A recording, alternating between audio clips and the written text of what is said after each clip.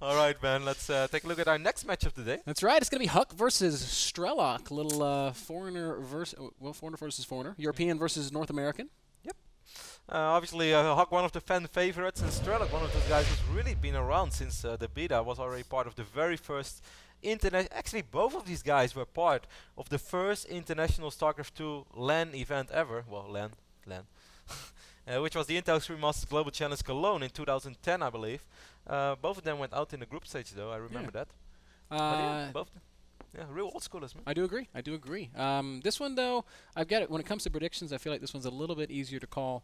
Strelok's a great European Terran player, but HuK is really, really supposed to be. Well, not supposed to be. He is top foreigner, top 2, top 3. He's super, super good. Definitely the favorite here. When it comes down to predictions, are you leaning that way? Ben, I'm going for a huge upset. I think HuK's going to take it. I can't disagree with that. I also think it's going to be HuK. So that said, let's just jump into the game and let's see how it goes. I'm excited, Ben. I can already spoil for you guys. The first map is going to be played on the Shadow Temple once more. Oh. That was my bald head. We're not in the game yet. This seems to be like the Shadow Temple day, man. We start with the Shadow Temple every game. Yes, that's why I said this seems to be like the Shadow Temple day.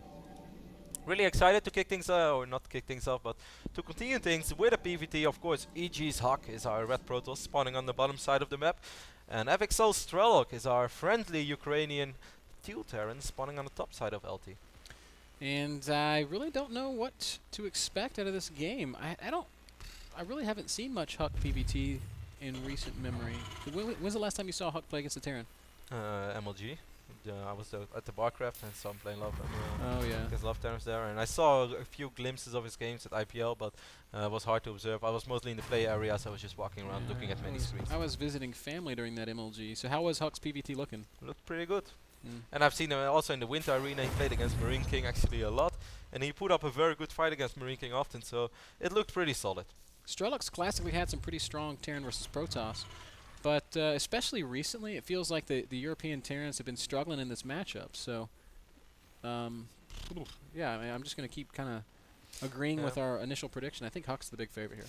I feel that Strelok in general is sort of okay in this matchup, but one thing that has been bothering him for a long time, or at least troubling him, is that he's not very good in dodging storms.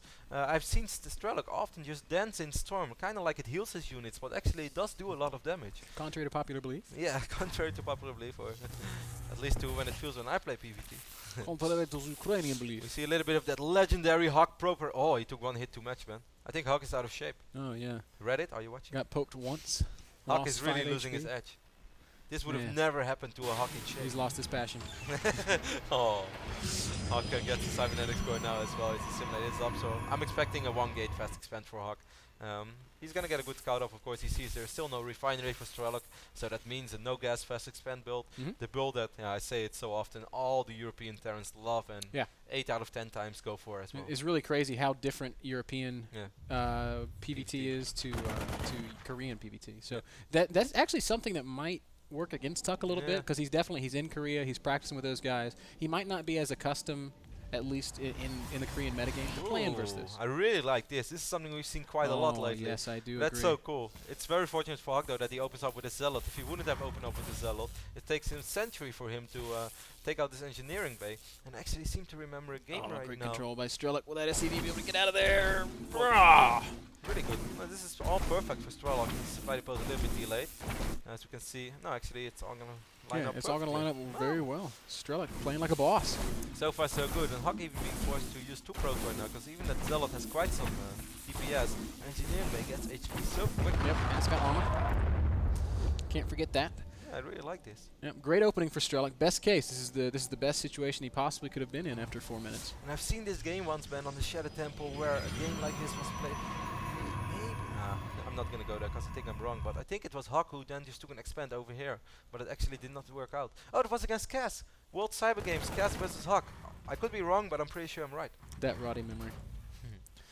HuK is going to poke in here with a Stalker, and he's going to see a bunker full of Marines, so he gets nothing done. Obviously, he knows it's a no-gas fast expand. His probe was in there to see it, but he doesn't know what the follow-up is, and as we can see, it's going to be some barracks play, some bio action. You know, I'm actually gonna ask Cass about this. I'm sure that he remembers that game. That was such a great series, such a shame. I'm not sure if it was streamed or not, but HuK versus Cass World Cyber Games round of 16, great PvT action. But anyway, I'm gonna let my memory fade right now. Focus on this game. I get carried away, Ben. I'm sorry. Well, It's like watching a good movie. Ooh, Twilight Council. And a robotics facility. You know what I'm thinking? I think it's DT drop. Yeah, but does he have the gas for it? His expand got delayed for quite a bit. I think he just wants to get an immortal charge. But yeah, why It could so also quick? be Blink Ops. He could be all in with Blink Ops off 2 base. We've seen that a couple times. We have seen that. Interesting. Really hard to predict what HuK's going to go for right now. I don't think DT drop is an option. When his expand got delayed so much, he's going to be so low on gas. That would just be a huge risk. I also think if it was DT drop, he would have started the Robo later to line it up with the Dark Templar. I agree. I think it's going to be Blink Ops. Interesting, Ben. I think you're right. Blink is on the way, and this is funny though, because Strelok already is researching Stim. This is sort of a normal timing though for a no gas fast expand, so it's not like a quick Stim build from Strelok or whatever. He's not breaking the meta game, guys. Not yet. But this in general shouldn't be that bad for Strelok. As soon as he's gonna, I mean, if he gets a lucky scan off, and I really love where HuK built his buildings. What I would have loved even more is he would build like a Robo over here and a Twilight over here, because if Strelok lands its scan here, which is unlikely because 9 out of 10 times Terrans are going to scan around here. See a little bit of the expand, see a lot of this area. But if Strelok scans this, he's going to switch to Marauders straight away. And then I think HuK is going to have a really hard time, because this is a big investment, man. And Stalkers are expensive units. And I feel like I'm saying ban a lot. Hey. I don't like this. How did I get this job, Ben?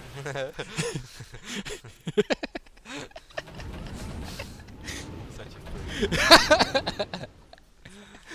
Oh man, Strelok was poking around like he wanted to move out on the map. It would have been a good time to do so, because as we can see, HuK's not quite at the point where he's able to warp in and create a proper defense. Is warp gate done? No, not quite.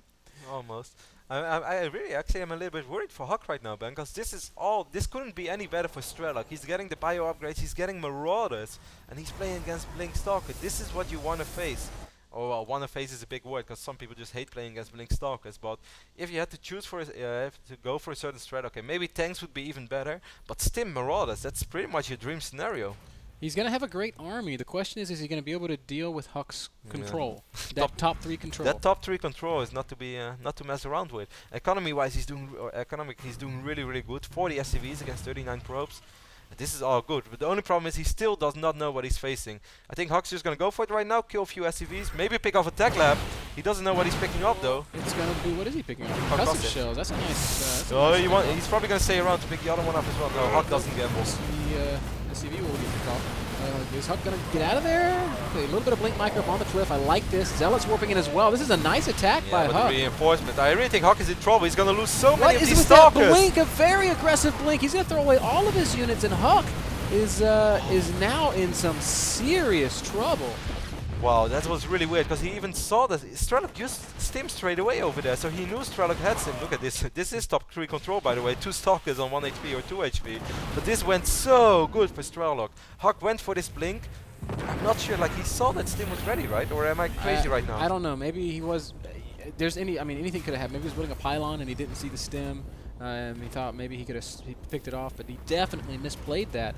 Yeah, I mean, like it can be worth sacrificing a few units if you can pick off Stim, because that's the most important thing. And he saw the tech lab spinning, but I could swear, like either my memory is failing me right now. Strelok stimmed. That he already stimmed. He should have seen it. Yeah. And well, HuK is in serious trouble now. Yeah, he's gonna keep trying to make these stalkers do some work, but